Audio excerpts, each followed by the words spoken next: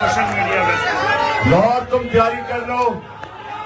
ये ईद की छुट्टियों में एक और ऑपरेशन करने वाले हैं, तो अभी से तैयारी हो जाए सारे, सब तैयार हो जाए। अच्छा जी, दूसरा सोशल मीडिया हमारा वेस्ट पंजाब। अच्छा, ये हमारी सोशल मीडिया की टीम वेस्ट पंजाब, इनको गलत फहमी है, न्यूट्रल्स को गलत फहमी है कि सोशल मीडिया अगर वो थोड़े लोग पकड़ लेंगे तो सोशल मीडिया में ये बच जाएंगे। कोई बच नहीं सकता, क्योंकि सोशल मीडिया अवाम की आवाज है।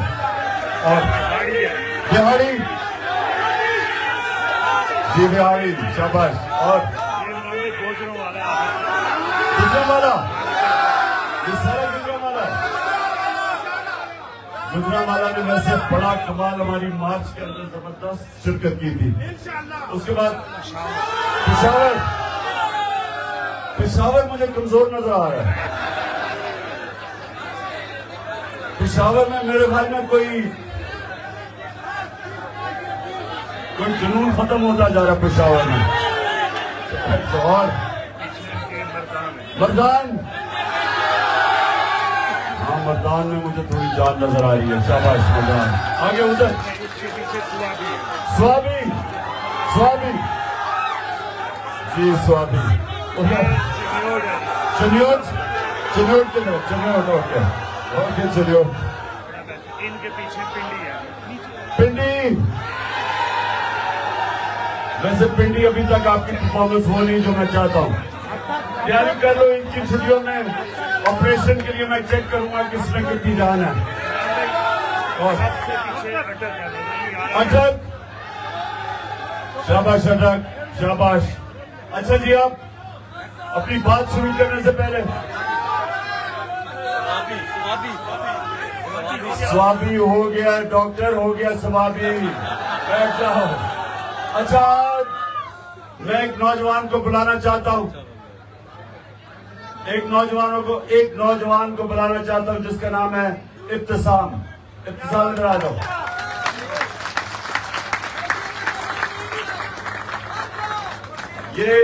अब ये सुनो, जरा इसको देख लो, ये देखो, चुप करके जरा इस नौजवान को देखो। अगर ये वो जो मुझे कत्ल करने के लिए जिसको तैयार किया था, जो नवीद, जो जिसको तैयार किया गया था मुझे कत्ल करने के लिए, और दो और बैठे हुए थे बंदूकों वाले, अगर ये इब्तिसाम उसके ऊपर आखिरी मिनट पे हाथ ना रखता, उसकी हाथ के ऊपर जब उसने पिस्तौल पकड़ी हुई थी, तो जो गोलियां इसकी वजह से टांग पे लगी वो सारे ऊपर जिस्म में लग रही थी। तो इस आदमी ने मेरी जान बचाई है, मेरी नहीं, और भी जितने, सुनो, और भी जितने ऊपर कंटेनर में 11 लोगों को गोलियां लगी, सारों को नीचे गोलियां लगी, क्योंकि इसकी हाथ की वजह से उसकी बंदूक नीचे गई और गोलियां हम सब के नीचे लगी। नहीं तो अल्लाह को क्या मंजूर था, लेकिन अल्लाह ने इसके हाथ से हमारी जानें बचानी थी। तो मैं आज इब्तिसाम तुम्हें वो शख्स समझता हूं। देखें, दुनिया में जब भी आम इस तरह के हालात के अंदर कोई बंदूक निकालता है तो लोग भाग जाते हैं। आप कहीं भी देख लें, लोग भाग अपनी जान बचाते हैं, क्योंकि लोग नहाते होते हैं, तो बंदूक जिसके हाथ में होती है लोग डरते हैं। तो ये नौजवान ने बंदूक देखते हुए जो इसने किया है, ये मैं तो इसको हमेशा याद रखूंगा, और इसको कौम को भी हमेशा याद रखूंगा। अच्छा जी, हम रखें। अच्छा जी, मैंने आपको इस रमजान के जो एक ऐसा वक्त होता है, इबादत का वक्त होता है, इसका मकसद क्या होता है इबादत का? अल्लाह से करीब होना। अल्लाह क्यों हमें कहता है 5 वक्त नमाज पढ़ो? क्योंकि अल्लाह चाहता है कि सारा वक्त याद रखो कि सब कुछ दुनिया में उसकी वजह से होता है, उसकी इजाजत के बगैर कुछ नहीं हो सकता, सारी चीजें उसकी मर्जी से होती हैं। तो जितना आप अल्लाह से अपना रिश्ता करीब करते हैं, ये नौजवानों मेरी बात सुन लो, उतनी आपकी जिंदगी आसान होती है। हमें ये बड़ी गलत फहमी होती है कि अल्लाह की मर्जी के बगैर कुछ हो सकता है। ये जो तकब्बुर है, इसको अल्लाह सबसे बुरी इंसान की सलाहियत समझता है, क्योंकि तकब्बुर का मतलब यह होता है कि आप अगर जीतते हैं तो आप समझते हैं मैं जीता हूं। आप अल्लाह की मर्जी के बगैर नहीं जीत सकते।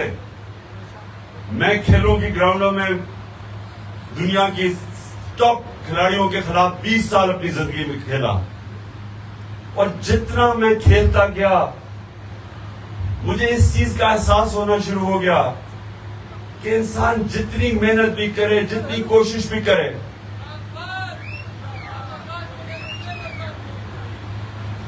जितनी भी इंसान कोशिश कर ले, वो एक लेवल से ऊपर वो नहीं जा सकता। उसके बाद अल्लाह की मर्जी आ जाती है।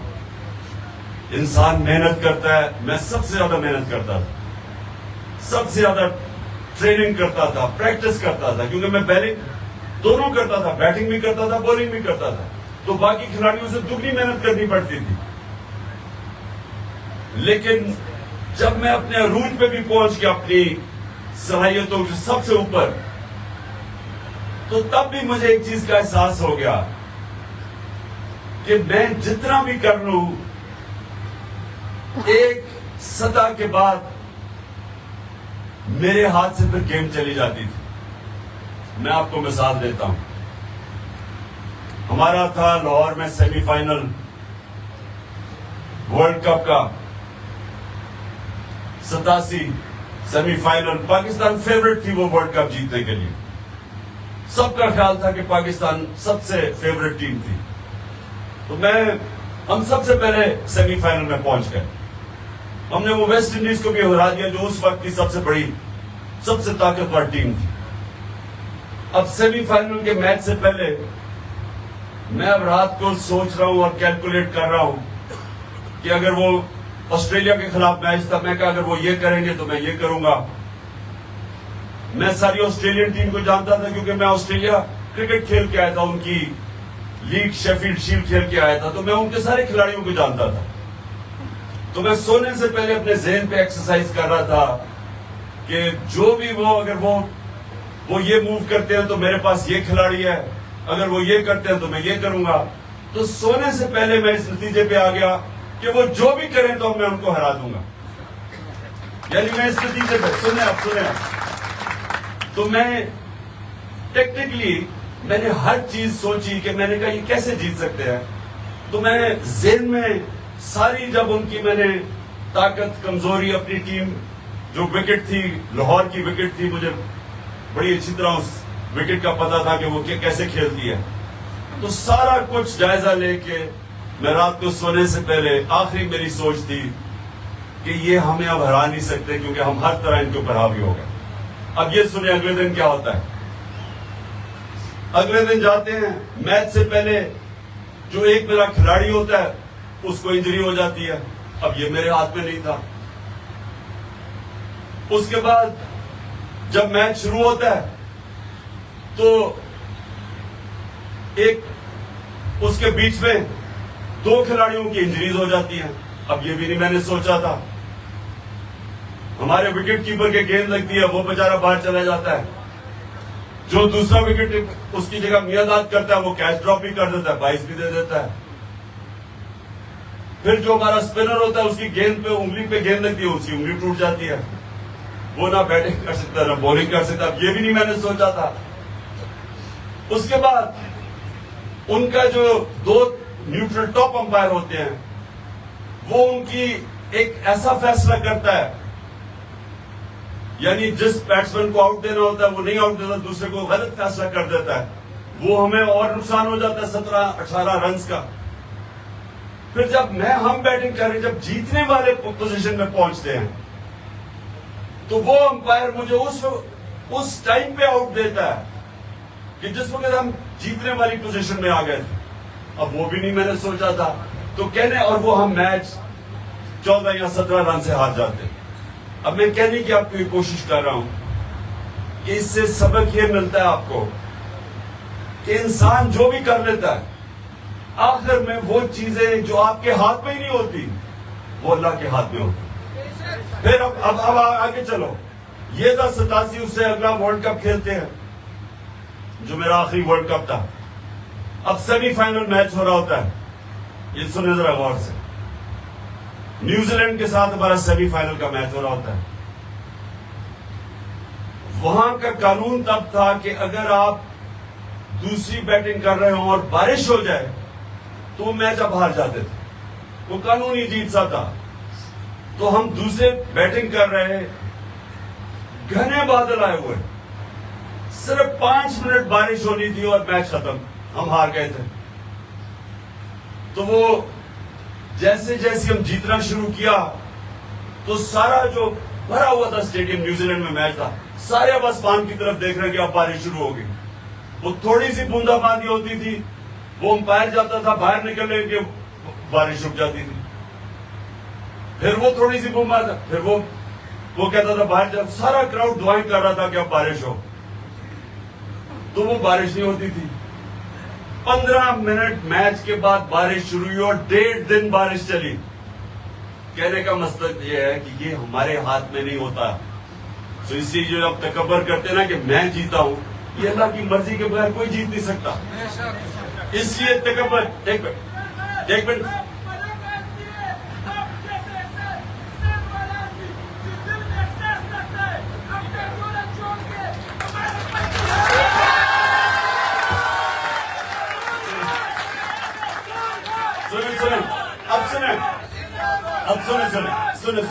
सुने।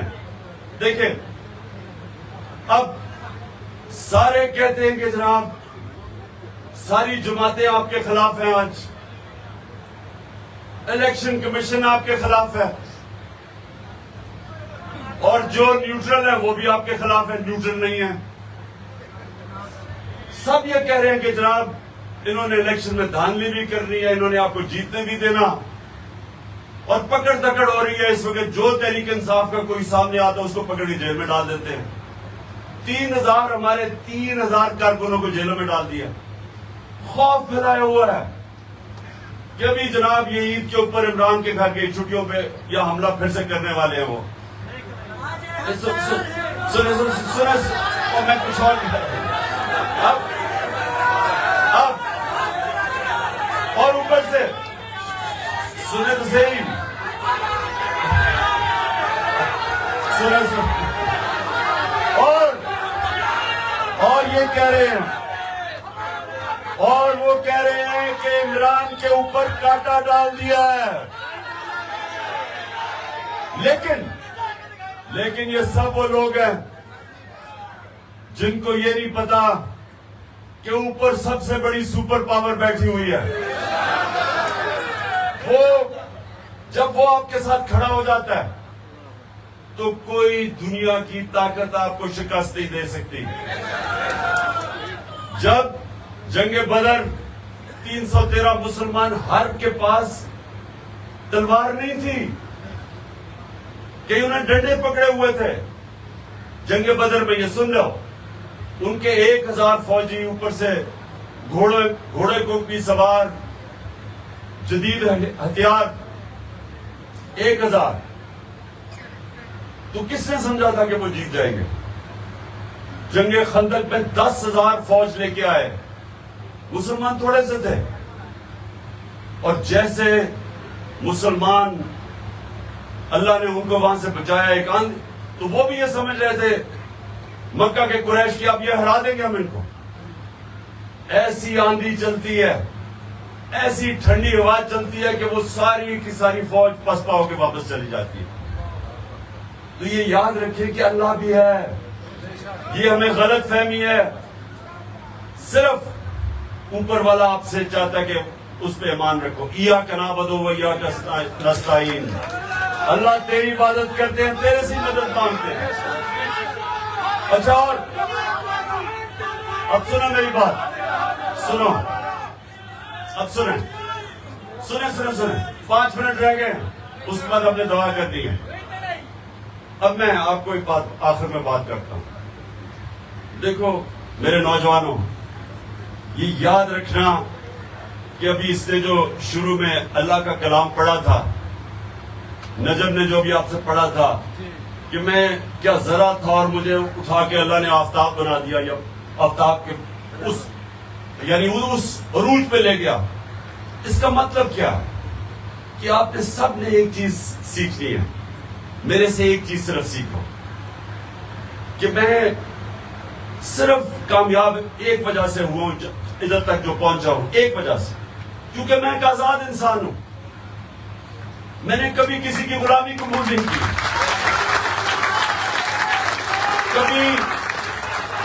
कभी सुने, मैंने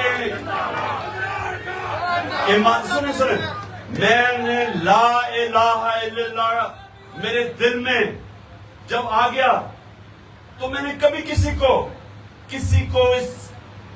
ये नहीं समझा कि उसके सामने मैं झुकूंगा या उस अपने ज़मीर का सौदा करूंगा। ये याद रखें, जब आप अपने ज़मीर का सौदा करते हैं पैसे से या खौफ की वजह से, तो आप ला इलाहा इल्लल्लाह के खिलाफ जाते हैं। अल्लाह हक है। जब आप राय हक से उतरते हैं तो आप अपना ज़मीर का सौदा करते हैं, आप शिर्क करते हैं। मेरी नजर में आप शिर्क करते हैं और वो इंसान को छोटा इंसान बना देता है। बस अभी 2 मिनट रह गए। जब आप इसका मतलब समझ जाए ला इलाहा इल्लल्लाह का, ये एक फलसफा है जिसने वो मदीना के उन लोगों को, अरबों को जिनकी हैसियत कोई नहीं थी, उनको उन्होंने नबी सल्लल्लाहु अलैहि वसल्लम ने आजाद करके दुनिया की इमामत करवाई। ये तारीख का हिस्सा है कि 2 सुपर पावर्स चंद सालों के अंदर उनके सामने घुटने टेक गई, क्योंकि पावर है ला इलाहा इल्लल्लाह में। आपने समझना है, हम ला इलाहा इल्लल्लाह पढ़ते हैं और लोगों के सामने झुक जाते हैं। हमें समझ ही नहीं है कि इसके अंदर सारा फलसफा है। और इया का नाबुदु व इया का नस्तईन, वो एक और तरीका ला इलाहा इल्लल्लाह कहने का। अल्लाह सिर्फ तेरी इबादत करता हूं और सिर्फ तेरे से मदद मांगता हूं, किसी के सामने हाथ नहीं फैलाता। तो ये मैंने सिर्फ आपको सुना, मैं खत्म कर दूं। सुने मेरी बात, अभी अजान होने वाली है तो हमने दुआ मांगनी है अल्लाह से, जो मैं हमेशा मेरी पाकिस्तान की ये दुआ वो आपने सबने मांगनी है। लेकिन आपने सबने ये एक चीज याद रखनी है, अल्लाह ने आपको अशरफुल मखलूकात बनाया है, सबसे अजीम मखलूक।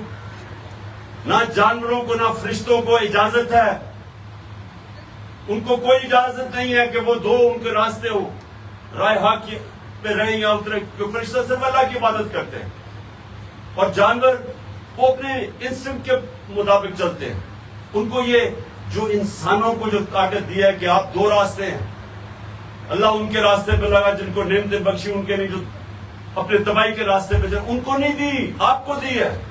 इसका मतलब आपको अल्लाह ने वो मौका दिया है कि आप आसमान पे भी जा सकते हैं और चूंटियों की तरह जमीन पे भी फिर सकते हैं। ये आपके ऊपर है। और ऊपर जाने का राज, ऊपर की परवाज का राज है ला इलाहा इल्लल्लाह।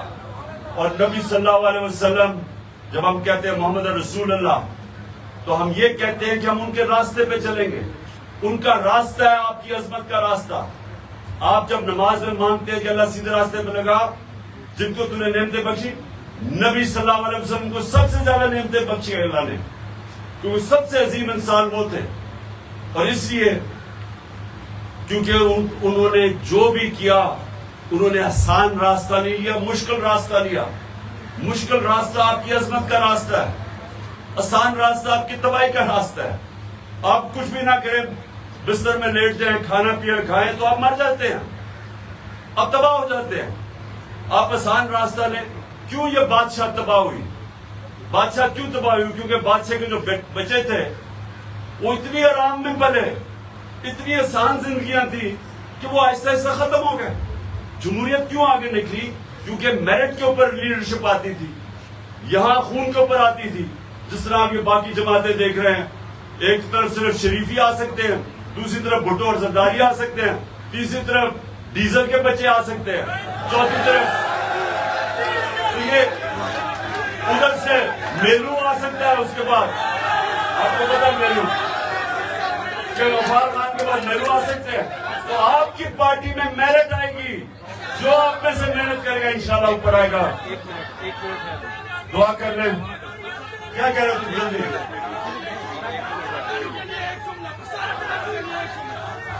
मैं बार बार पठानों के लिए एक जुमला कहता हूं कि एक अल्लाह ने इंसान पैदा किए, दूसरे पठान पैदा किए। दुआ करें सारे, हाथ उठाए, बाहर भी जो बाहर जो मेरे टाइगर बैठे हुए हैं सब हाथ उठाए।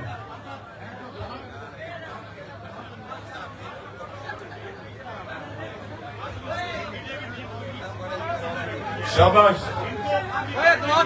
सोशल मीडिया अध्यक्ष में डरना नहीं है, कोई खौफ किसी से ना रखना, कोई कुछ नहीं कर सकता किसी का। अच्छा डर जाना, बैठ जाओ। ये क्या है? अच्छा जी, हाथ उठा के दुआ करें कि अल्लाह पाकिस्तान को मदीना के रियासत के असूलों पे एक अजीम कौम बना। अल्लाह पाकिस्तान में जो सबसे ज्यादा जरूरत है अदल और इंसाफ पैदा कर। और अल्लाह पाकिस्तान को वो मुल्क बना जिधर कोई इंसान भूखा ना सोए रात को। और जो खास तौर पे यहाँ जो बैठे हैं गुजरात में भी ये होता है, और मेरे ये जो हमारे पश्तून हैं और खास तौर पे कबायली इलाकों वाले, कि इनको क्योंकि वहां नौकरियां नहीं मिलती, इनको बाहर बाहर नौकरियां ढूंढने जाना पड़ता है, बीवी बच्चों से दूर, माँ बाप से दूर। तो हम वो पाकिस्तान चाहते हैं कि अल्लाह हमारा वो पाकिस्तान बने, इतनी खुशहाली हो उस पाकिस्तान में कि बाहर से लोग पाकिस्तान में नौकरियां ढूंढने आए। आमीन आमीन आमीन।